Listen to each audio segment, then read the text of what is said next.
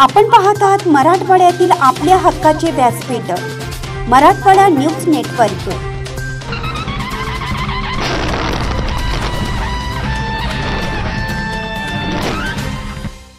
सोयगाव शहरात रमजान ईद उत्साहात साजरी। हिंदू मुस्लिम बांधवांनी शुभेच्छा देऊन ईद साजरी करण्यात आली। यावेळी शिवसेनेचे नगरसेवक बंटी काळे यांच्याकडून मुस्लिम बांधवांना ईदगाह या ठिकाणी मंडप उभारून शीरखुर्मा व थंड पाण्याची व्यवस्था करण्यात आली होती।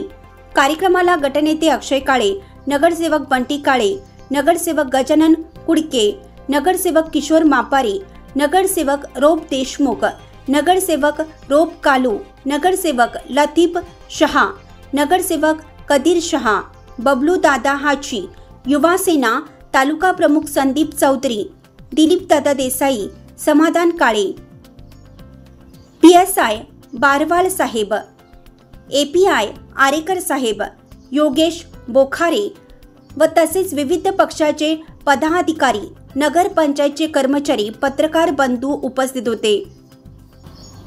प्रतिनिधी संतोष गर्दे, जिल्हा संभाजीनगर, तालुका सोयगाव।